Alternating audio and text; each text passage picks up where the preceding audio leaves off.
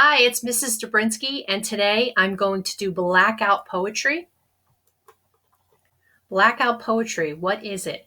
Simply, blackout poetry is taking a text and blacking out words and phrases with a marker in order to reveal something new. As a close reading technique, blackout poetry can have students focus on any number of things: plot, theme, or character. Blackout poetry. Number one, provide a text. Today we're going to use the first page of The Outsiders, a novel by S.E. Hinton, a black writing utensil, a Sharpie or a black marker or a black crayon, a pencil with an eraser. We're going to find an anchor word and we're going to circle it or box it out with the pencil. I'm going to explain a little bit more about anchor words in a little bit. Continue reading and circling or boxing out words, phrases, or letters to create a poem.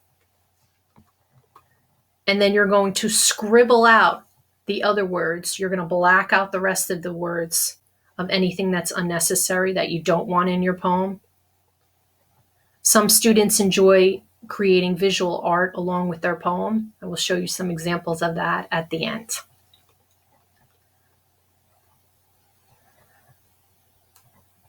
All right, number one. Today we're going to use The Outsiders by S.E. Hinton.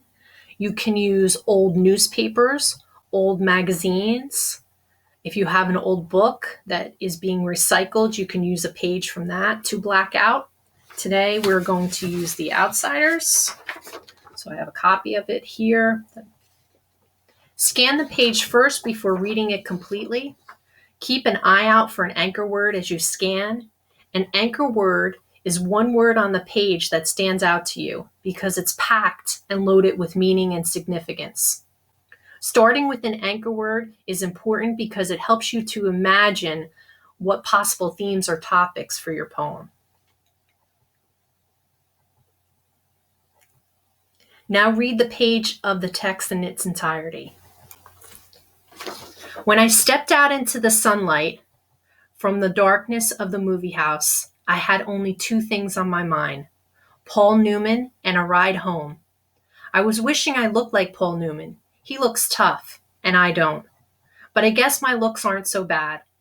I have light brown, almost red hair and greenish gray eyes. I wish they were more gray, because I hate most guys that have green eyes. But I have to be content with what I have.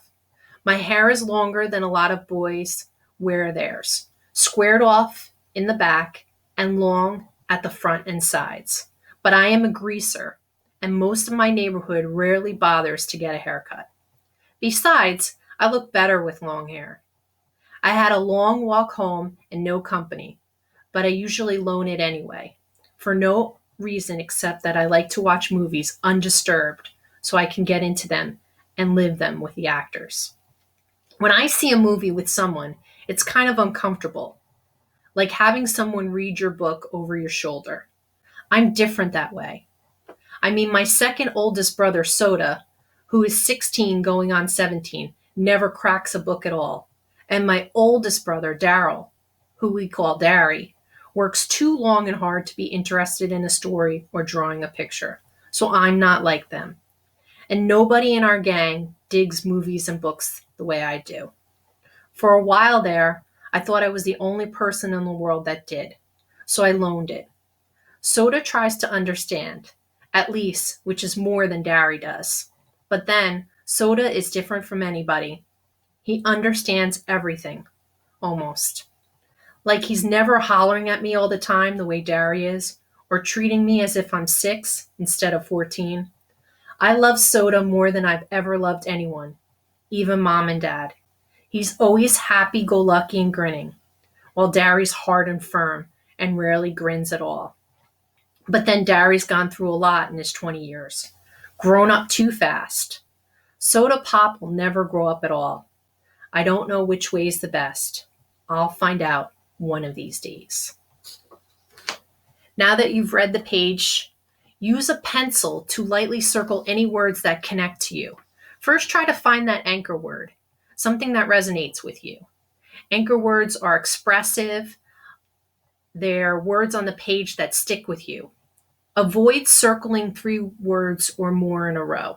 So you don't want to circle or box out a whole sentence. You want to stick to 3 words or less because you're trying to create something new from the text. So lots of words pop out to you in this Outsiders. Sunlight, darkness, books, undisturbed, uncomfortable, different. I decided to go with darkness. So I started to take my pencil and I boxed out words that I thought I could use for my poem.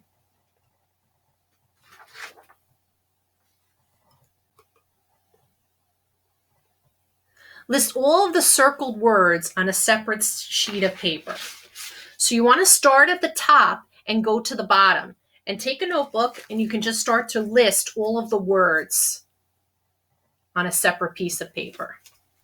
List the words in the order that they appear on the page, from top to bottom or bottom to top. I've had some students who started at the bottom of their page, found their anchor words down there, and created their poem up that way. The words you use for the final poem will remain in this order, so it doesn't confuse the reader. So I decided on darkness as my anchor word. Select words without changing their order on the list and piece them together to create the lines of a poem. You can eliminate parts of words, especially any endings. So if the word was swimming and you just wanted to use swim, you would just eliminate the other letters and just keep the SWIM. If you want to create a word, you have the letters here to create the word. So say I wanted the word it and I couldn't find it where I was looking. I could take an I, box that out, go a little bit further down the sentence and box a T out to create the word it. You can eliminate parts of words. Try different possibilities for your poem before selecting the lines for your final poem. If you are stuck during this step, remember, just go back to the original text, try reading it again, try to find that search for that anchor word. The right word you are searching for could be waiting for you, and it will be waiting for you to create your poem. Return to the page of the text and circle only the words you selected for the final poem. So once you have that scrap page with all your words on it, you can go to your final piece and you're going to circle or box out the words that you want to use for your poem. Remember to also erase the circles around any words that you're not using. So I started with sunlight, darkness, and then I decided, you know what, I don't want to use sunlight, so I got rid of that, erased it. Return to the page of text and circle only the words you selected for the final poem. Remember to also erase the circles around any words you will not be using. Okay, so here's my final product. I boxed out darkness. I selected darkness as my anchor word, and I boxed it out. And then actually I highlighted.